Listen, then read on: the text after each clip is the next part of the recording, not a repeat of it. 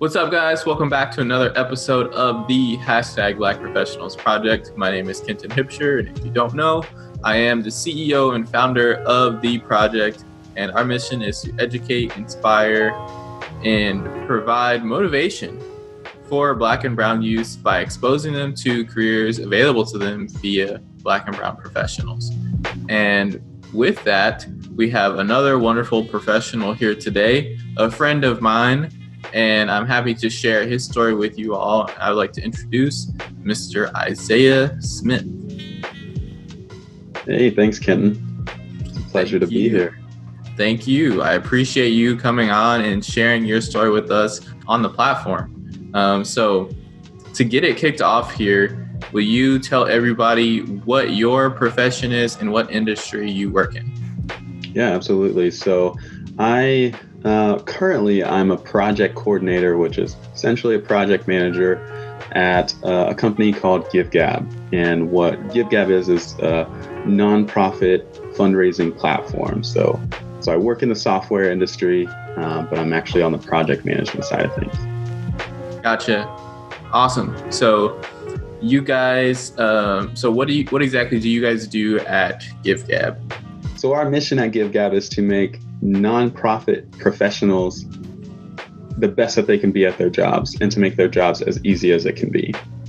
And we do that through providing a fundraising platform that is, one, easy to use, and two, very sleek and very user-friendly for donors, and also at a price point that obviously will be manageable for a nonprofit.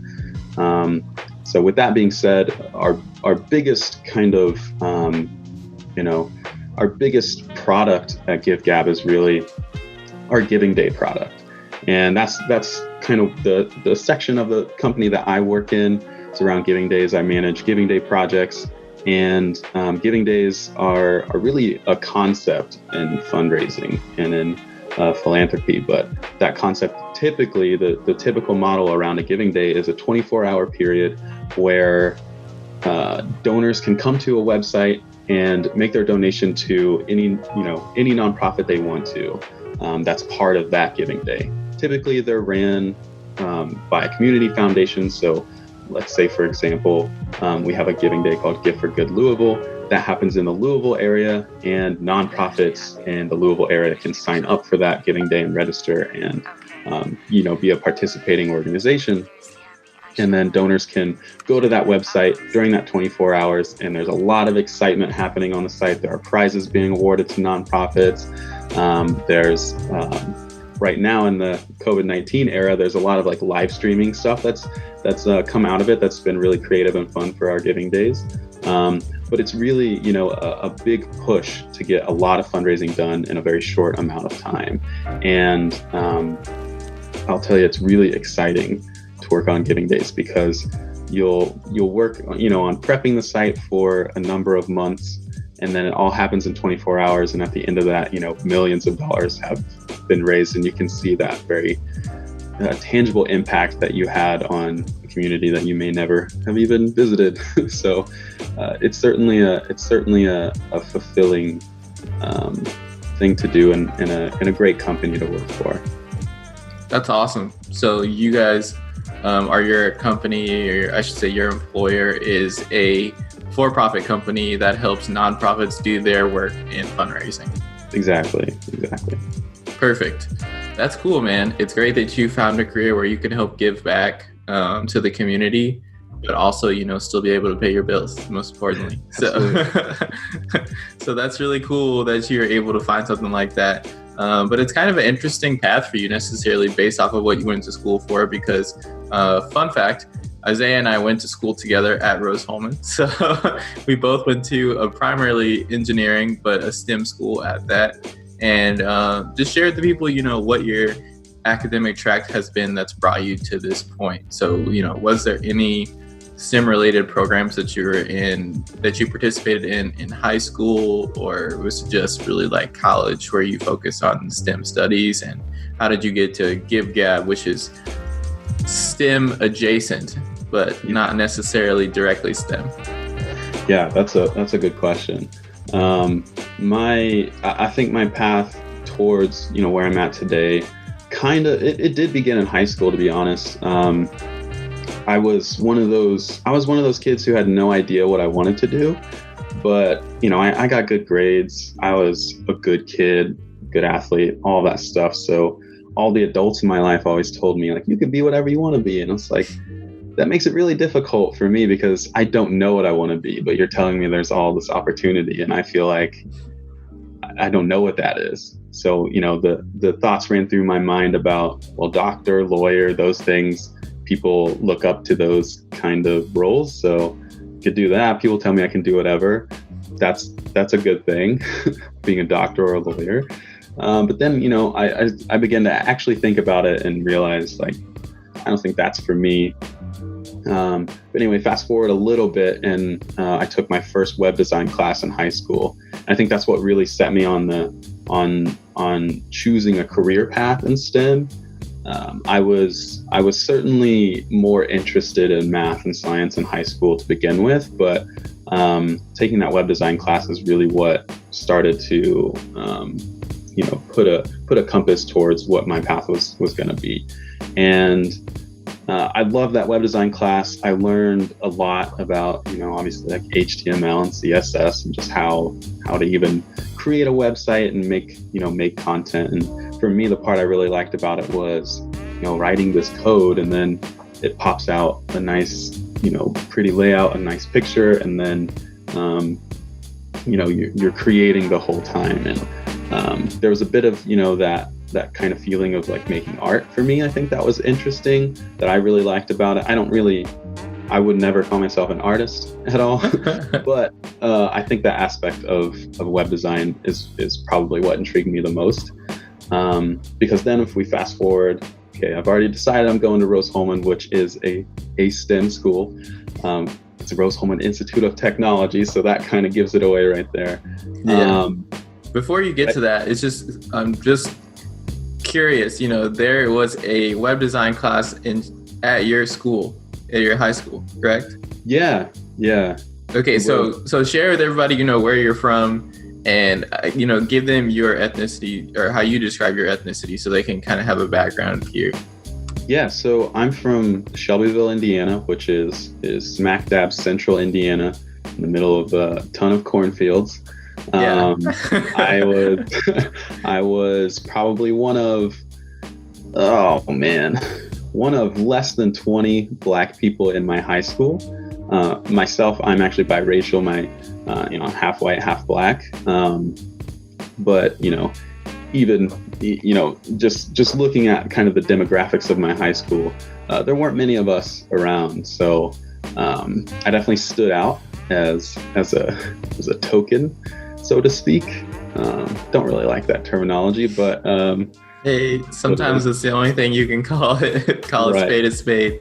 So your guys' school had a web design class, which I find is interesting because, like, I don't know, I have a little bias coming from the metropolitan area. So when I think of your school, I don't think of having those classes. Exactly. and it wasn't like a super built out like computer science, software engineering focused kind of course. I think we had a number of business. They called them like business track classes. Okay. So this kind of fell in that category. Gotcha. And it had less of an approach to programming, because there wasn't really a whole lot of programming involved in like the web design class. It was mostly on that design part of it. So I wouldn't call it a web development class at all. It's definitely like strictly web design, but it kind of it introduces you to the idea of like writing code, HTML and CSS. Yeah, that is considered writing code, but it's not necessarily like programming in the sense of writing Java or JavaScript or something like that. But yeah, I mean, a rural school in the middle of Indiana. Sometimes you don't have it. Sometimes you do. I think I was very fortunate to have a high school. I mean, we had a number of AP classes as well. I took AP calculus in high school. My partner, who is worlds smarter than me, didn't have the opportunity to take AP Calculus in high school. Still probably way better than me at calculus now, but it is interesting to look at the opportunities that are given in similar area, because we're both from rural areas in Indiana, and her high school just didn't happen to have have those classes. So yeah, that's crazy. So then fast forward now through high school, you're starting at Rose-Hulman, and you're looking at your first day. So how did you choose, your major and then move forward to there, how that led you to where you are today? Yeah, so we fast forward to college now in Rose-Hulman, and I'm taking my first real programming class. And I'm like, oh, this is programming. Oh, man. Maybe I should rethink this. Because, I think my initial immersion into that was, I remember the very first class that we had, we each had to kind of identify ourselves and how much programming experience we had. And it was by the amount, the lines of code that we think we've written. And there was like a qualifier there, I think, of like HTML and CSS don't count. So I was in the 0 to 200 lines group. But the majority of just my classroom was, we have been doing this for years now. And I was just like, how and where did you do that? So I already felt like, the underdog. I already felt like I was 3 steps behind everyone else. So that really made me start rethinking. Like initially I started to rethink, because I started out as a computer science major. So I was really like, is this for me? Like, does this make it it doesn't look like I fit in with this group. Mm-hmm. And I certainly don't know anything about programming. So, I started to really rethink that. And I stuck with the same track. I think sophomore year is when I switched to the software engineering major, which the department that it's included in is at Rose-Hulman is the computer science and software engineering department. So they're almost identical in terms of the curriculum. And I think, to be honest, it's like a 5-course difference. So the software engineering track really fit me a little bit better, I think, because it was a lot more hands-on in terms of creating things. On the computer science side of the house, it's a lot more about the science aspect behind writing software, and it's about creating algorithms and knowing a lot of the math behind computing, whereas software engineering is like, okay, this computer scientist wrote this really amazing programming language, they wrote this really amazing algorithm. I don't need to know how to do that myself, but I can use that and create a product that people will use and will make their lives easier. So that's kind of where I went from that point. But I stuck with programming, but with a little piece of my mind that was, I don't want to code for the rest of my life, and to be quite honest, I don't necessarily want to code as part of my career. So that's what I started to think about whenever it was really time to start thinking about what am I going to do after I graduate college. It was, I love software because of the sheer amount of cool things that you can do with it and impress people with. But I'm not an impressive coder by any means, and I get more out of client-facing roles, positions where I can have some sort of leadership, and a lot more, like face-to-face things, and not necessarily being behind a keyboard, slaving away tap. Yeah, creating all the thousands of lines of code. I have a great appreciation for that, but it's just, I learned pretty early in college that wasn't going to be for me. Yeah. And kudos to you for being brave enough to, switch that role up. I know in the early years, at least with like gen eds and stuff, general education courses, which everybody has to take in college. If you guys aren't familiar with that, it's just like a foundational set of knowledge that you need to pursue your major. CS, or computer science, and software engineering are very similar, at least in their general education courses. So it's not the most difficult major to switch from, but still changing your major in general is not an easy thing, or something that I feel like a lot of people do just off of a whim. You really have to think about what you're going to do when you change your major, because you may not be able to change back without being held back. And especially at the school that we went to, is very expensive. So you don't really have the freedom to change it around like you would normally do at maybe like a community college or somewhere like that, where you can afford to spend that extra, half a year or something like that. So kudos to you really for being brave enough to do that, because not a lot of people out there will do it. They'll just stick in it and be stuck for like the rest of their life. Yeah, thanks, man. I think that's a theme I think we'll talk a little bit about later, but I think that's kind of a theme with me is I like to, I try to make sure that I'm doing, especially the big things in my life, I'm doing something that makes me happy and not just going with what I think people are expecting me to do. Yeah. You got to follow your own path, man. Right. That's crucial. Well, let's continue on from there. So you've gone through college, you've gotten your bachelor's degree from a very hard institution. Congratulations on that. It's very difficult. Thank you. And now you're moving out into the workforce. So tell us about, that journey and how you got into GiveGab. Yeah. Let's bring it full circle. So, so finding a career actually, was a big source of stress and anxiety for me in college, as it is for many Rose-Hulman students. I would dare to say like 99.9% of Rose-Hulman students feel that same level of stress and anxiety when approaching, junior year. Even you're already thinking about, am I going to get a job when I graduate from here? Like, yeah, I probably will, but like, that's going to be a hard process to find the one for me. So I was definitely feeling that.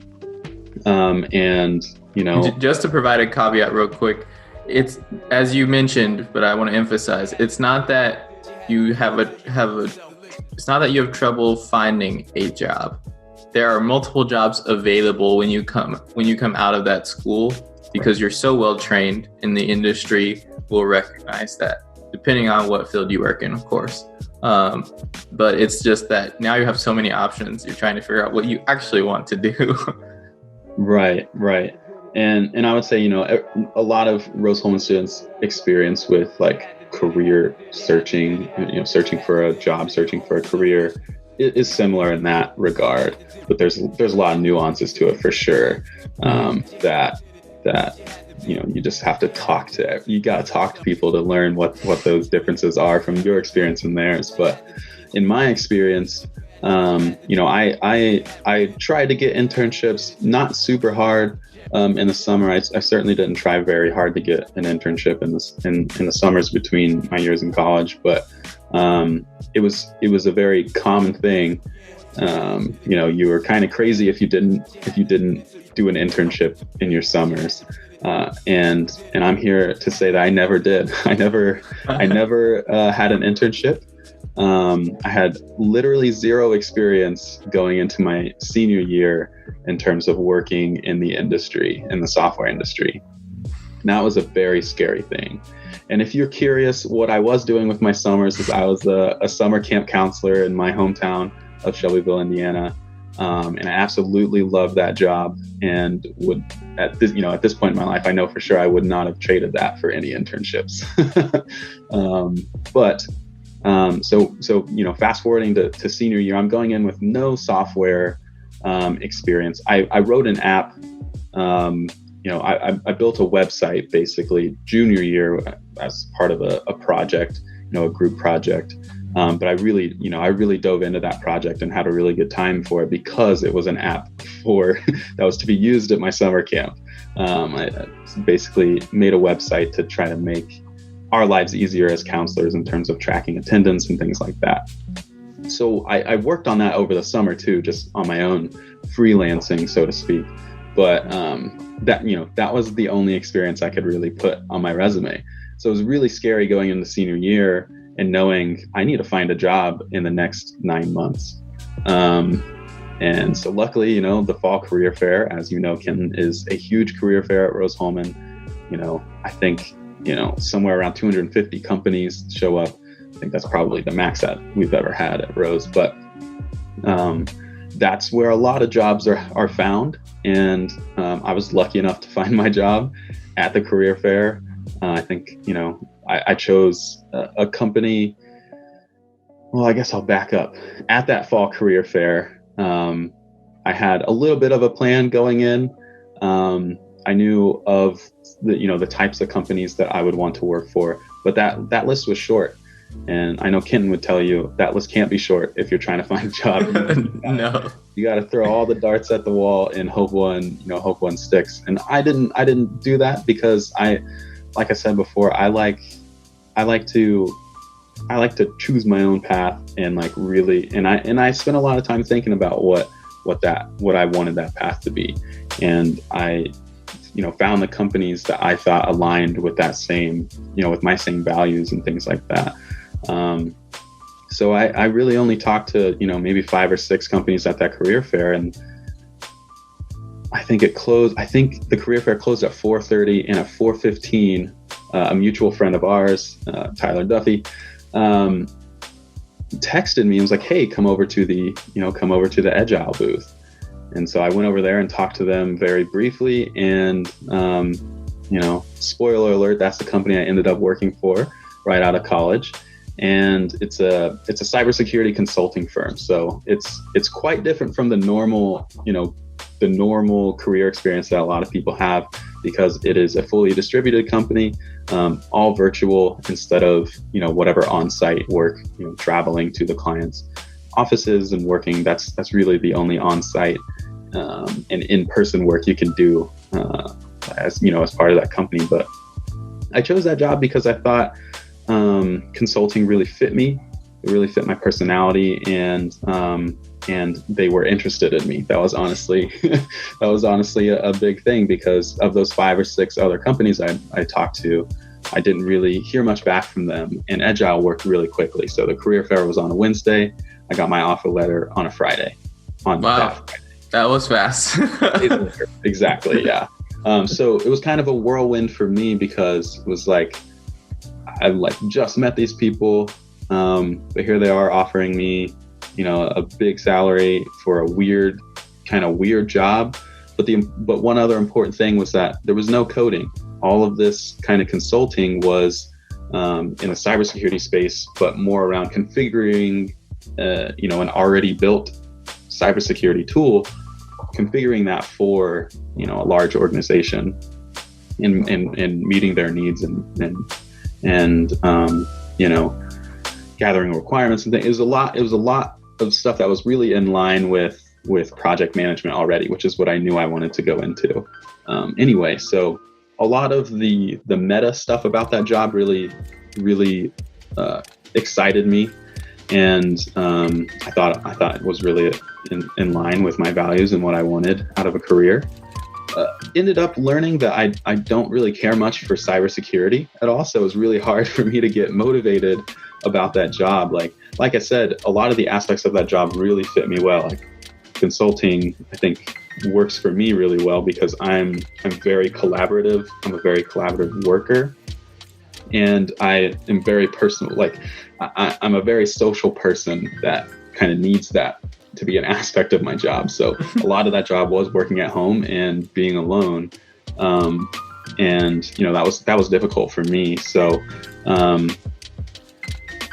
there was definitely some pros and cons to that job, but ultimately it wasn't making me happy. So I had to find what was going to make me happy. And I was living in Indianapolis initially, and then moved out here to Ithaca, New York, where I live now.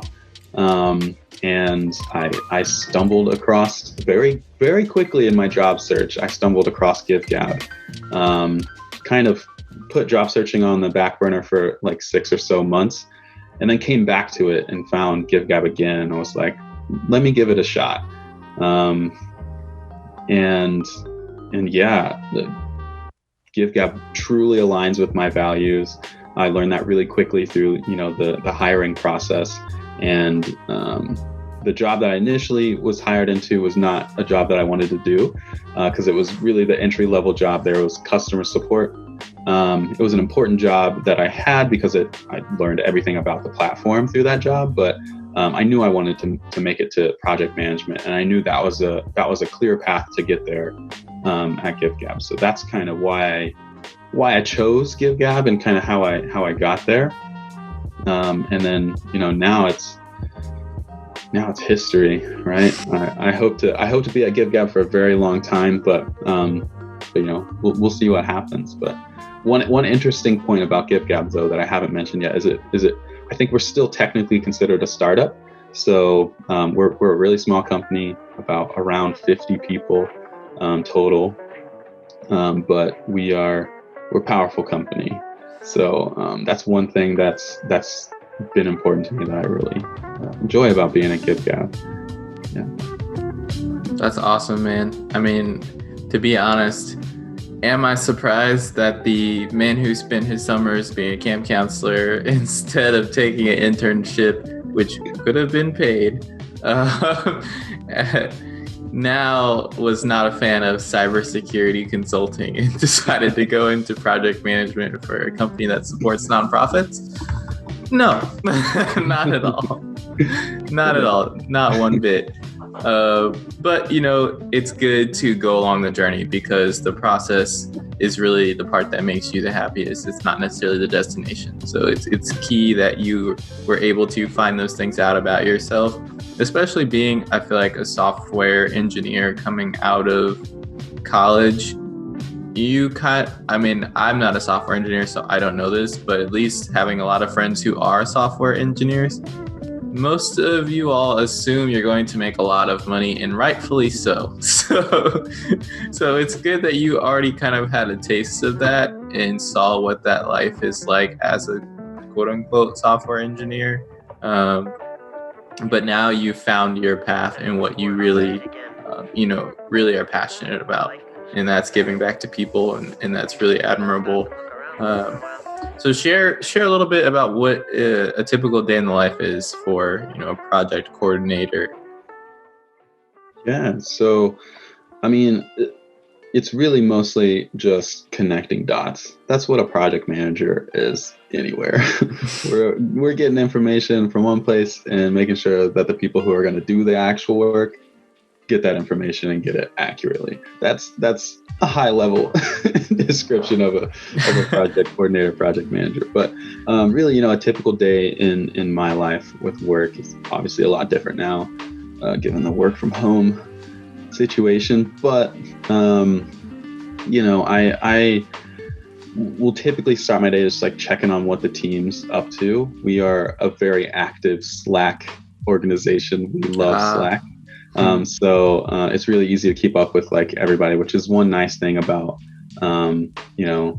GiveGab in this pandemic, is that we're still able to keep in touch pretty well. We would all love to be in the office with each other, don't get me wrong, but we're really good at communicating like on the fly through Slack. So that's usually the first thing I do. And then I really start checking on all my projects. So at any given time, a project coordinator or project manager at GiveGab will have somewhere maybe between like 5 and 10 projects ongoing. Right now I have somewhere in that number. I honestly can't tell you off the top of my head. If I looked through it, I could tell you, but I'll check on my projects and make sure that I'm not missing anything I'm supposed to deliver to we call our clients partners, because that's really what it is a partnership. So, making sure my partners have what they need for that week or for, that day. And then likely I'll have a check-in with one of my projects with the partner there, and we'll get updated on where their progress is on getting things done, because ultimately we want to create a website that looks pretty, and that will work whenever people come and make their donations, and we'll actually get the money put in the right place. A lot of that, myself or the partners never have to worry about because the platform does what it's supposed to do. But in terms of like design and making sure that all the copy on the site looks good and how they want it, that's really a lot of what our process is, and just making sure they understand how that donation process and how that donation flow works. So that's most of my day, is just making sure my partners have the information they need and are kind of on top of the timeline. Otherwise, especially now in the summer, I'm working on a lot of internal things for GiveGab. So making sure that our team is as efficient as possible by improving like our internal processes and documentation and things like that. For a small company, that's one of the more difficult things, is everybody kind of has to pitch in on making sure all of that is up to date and makes sense for everyone.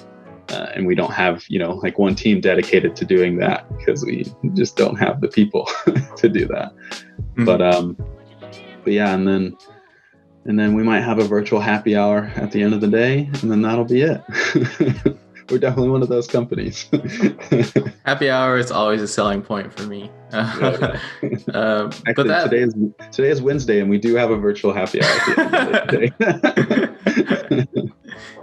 That's good that you guys have such great camaraderie, and I know it's a really good role for you in particular because you do have some strong leadership qualities. So this gives you the ability to, kind of flex those skills and still give back to people at the same time. So it's awesome that you found this role.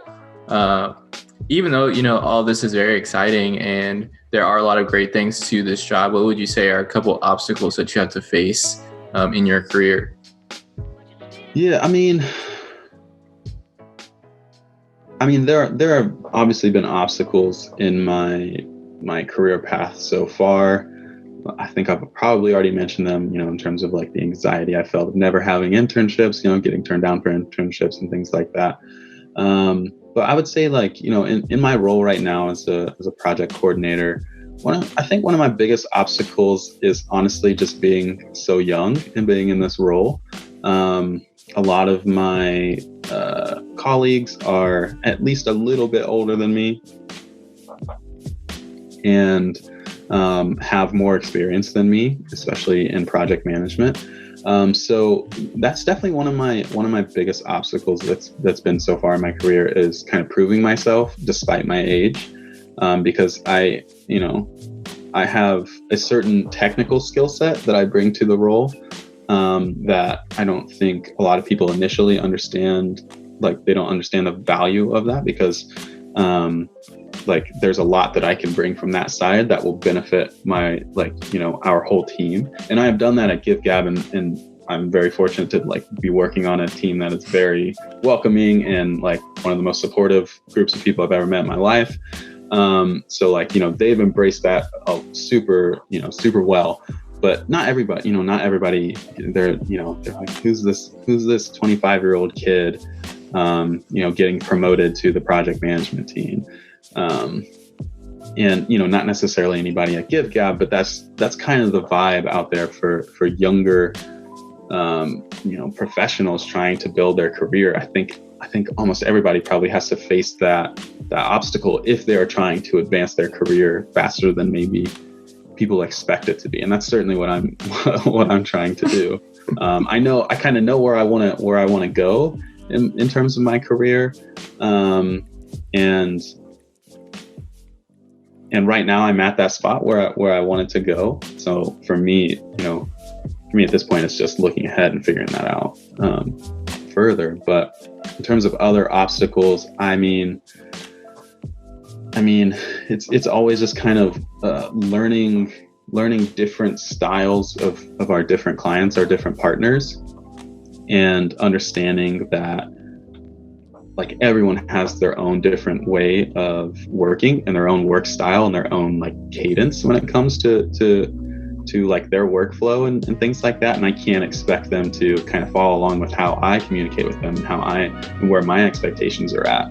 So in my previous, the previous company I worked for and now at GiveGab, that's been a big thing to learn from me because it's all about adapting to that in the roles that I've been in, because it's not about my requirements or my needs or my desires. It's satisfying the client's requirements, and so you have to adapt to kind of their way of doing that, or else you're not going to really get anywhere with them. So that's been I would definitely say an obstacle, but a huge like learning experience for me, because eventually, and Ken, you know this from going to Rose, that's really what they taught us, is learning how to adapt, learning how to learn. At Rose, like, yeah, you may have learned some biology, I may have learned some software, but like they taught us how to adapt to environments and things like that. So I'm fortunate for having that background at Rose Holman, but it's still, you know, an obstacle. It's a continual process of learning, and one of the more difficult parts of my role, for sure.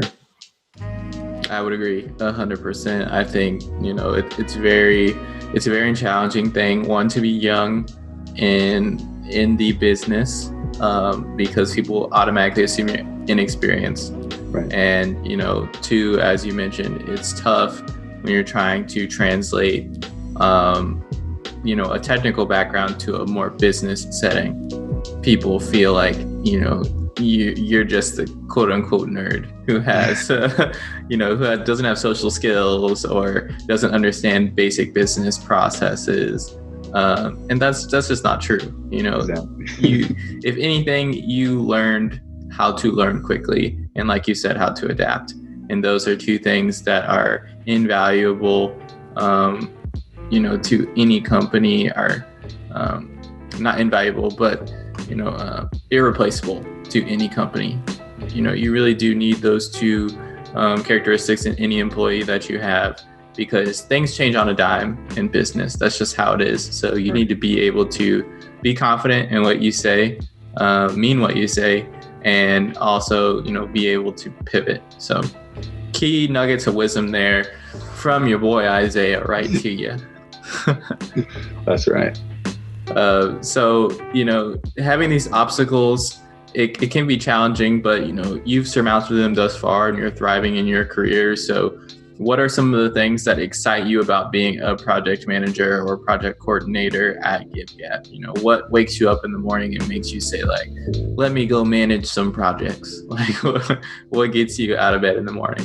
Yeah. Well, I'll tell you right now, motivation's probably at an all-time low with this pandemic. but aside from that, I mean, you've said it several times so far. I do really, like, pretty much every day I get to feel like I'm giving back to the world in some way. And, you know, eventually in GiveGab's life, it will have made some impact on the world. I mean, we do have some, like, our CEO has made, you know, done some analytics and looked at numbers and done CEO stuff and shown us some of the actual financial impact, you know, that we've made, like, you know, showed us the totals, the donations that have come to our platform. And you can really get a sense of, like, the impact that we are having by making online fundraising easier for nonprofit professionals. Because what a lot of people don't know, because, you know, a lot of people that we know are young people who can whip up a website, understand how it works, you know, understand all of that kind of aspect to the world, and especially in e-commerce. But a lot of professionals that are already in this industry or are having to adapt, especially right now, to online fundraising, it's a really difficult task for a lot of people in the nonprofit space, is to learn how to fundraise online and to do it effectively. And knowing that I'm working at a company that does that, and it, like, truly does that, because I can see that every day, especially as a project coordinator, that's a huge driver for me, and you know, makes me feel like I'm doing something real and something that's, like, really gonna make a difference, or could make a difference.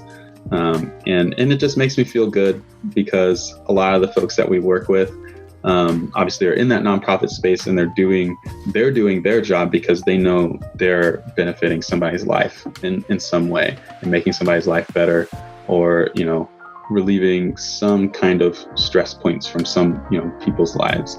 And to get the opportunity to see that directly and hear it from them, and have them, you know, on calls with us in tears because they just raised $10 million in their giving day and they never expected to get anywhere near that. Like that is probably that's definitely the emotional and the biggest emotional driver for me to get me out of bed in the morning for sure.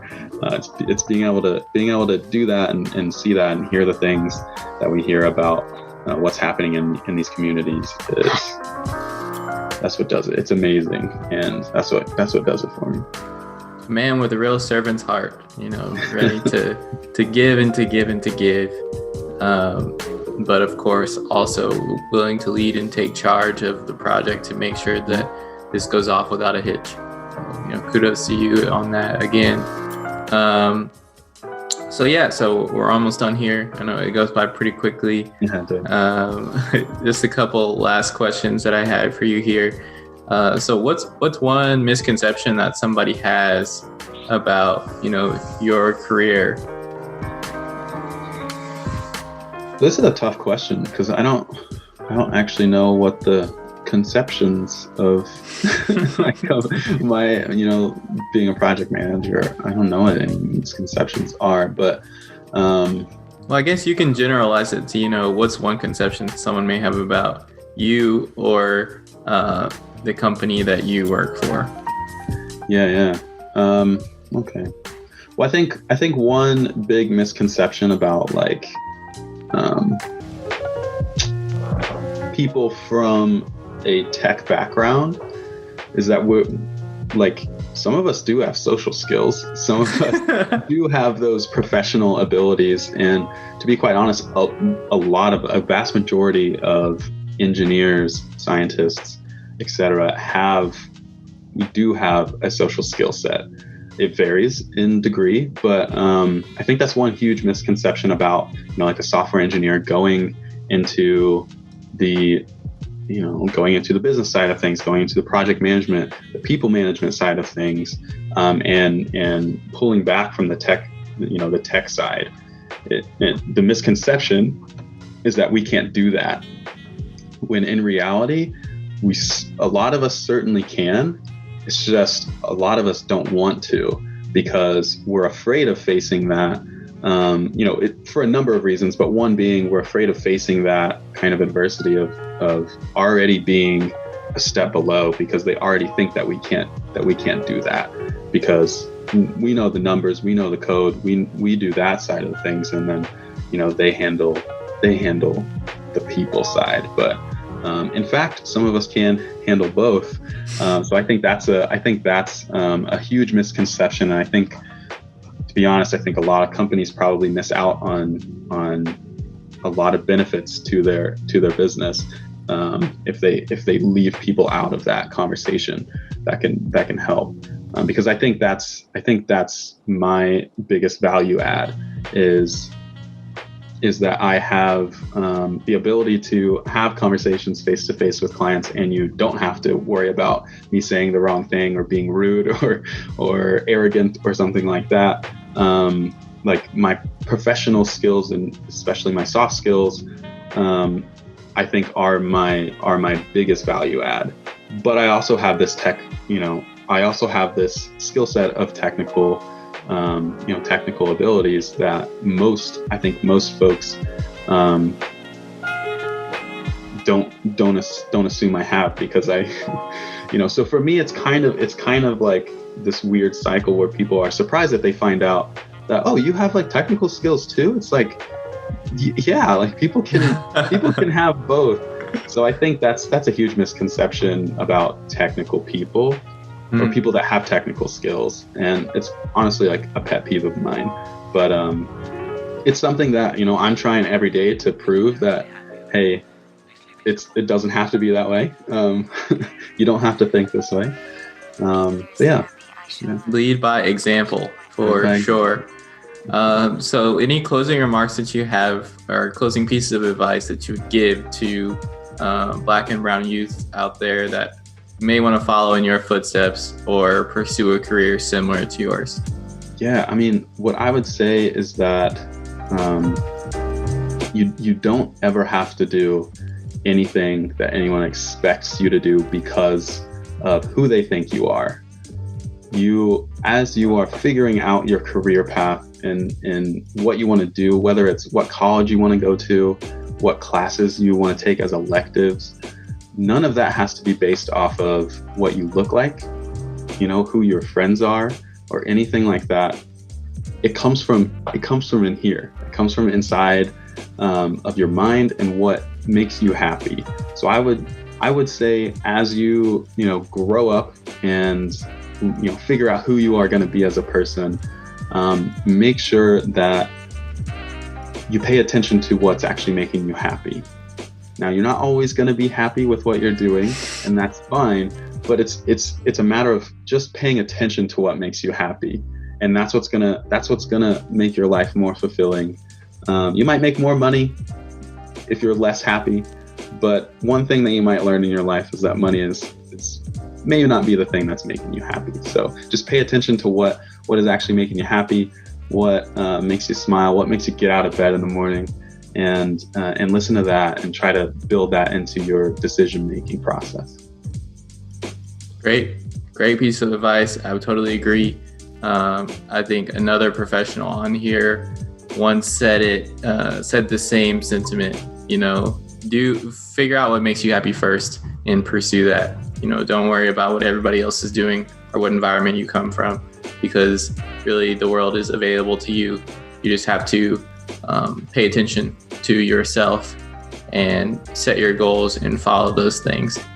And I know it's tough for a lot of people to answer that question, what does make me happy? What doesn't make me happy? Especially if you've just been, grinding your entire life.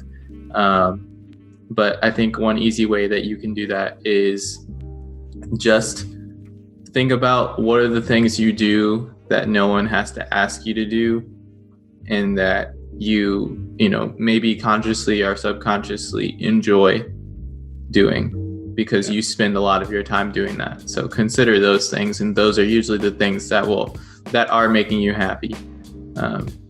But with that, I want to thank Isaiah again for coming on. I appreciate you, man, sharing your journey. It's been great hearing it from you. I always enjoy hearing people talk about their own careers, because everybody has a different perspective and a different opinion, and Google just simply can't provide you with the information that having a sit-down chat one-on-one with you like today will help people. So it's great that we were able to have you on, and I'm really appreciative. Are there any shout-outs or closing statements that you want to give to people? Shout out to the moms, the sister, anything like that. Shout out to all the mamas out there. No, I mean, first of all, thank you for considering me and thinking of me, Kenton. It was nice to catch up in general, but also nice to do something that can impact a little kid's life, because that's what it's all about, man. But I would just shout out all of the Black and brown people out there who have ever been told in their life that maybe you shouldn't be here, or wow, you're really smart for a ... And so shout out to all those people who have heard those kind of things and have pressed on anyway, and have gone to the places in their life where they want to go, because eventually I want that to be me, because I've heard things like that in the past. But I know that person's opinion of me and what they expect from me and what they think I'm capable of means absolutely nothing to what I'm actually capable of. So shout out to all those people who have overcome that and who are overcoming that. And yeah, that's all I got. Hey, that's great, man. I appreciate you saying that and, uplifting those people. And hopefully we will have uplifted some youth through our conversation today. And with that, I'm going to look to the camera as I always do and remind you guys, like, comment, subscribe to the channel. Please and thank you. We really appreciate it. And we want to make sure that you never miss another episode of the #Black Professionals Project. And that you get to view all the careers that we have out there, and really try to give you these in-depth insights into what it's like through faces that look like yours, through stories that sound like yours, so you don't feel isolated, and so that ultimately you can follow a path that is clearer than it may have been before, and will be one that satisfies you, and most importantly, will make you the happiest person that you could possibly be. So with that, it has been another great episode of the Black Professionals Project. We will see you guys next week, of course, every Monday. And as you know, we alternate men and women. So next week we will have a wonderful female Black professional on, and hopefully you guys will enjoy that one as much as I know you guys did this week. So we will see you all next week. Peace.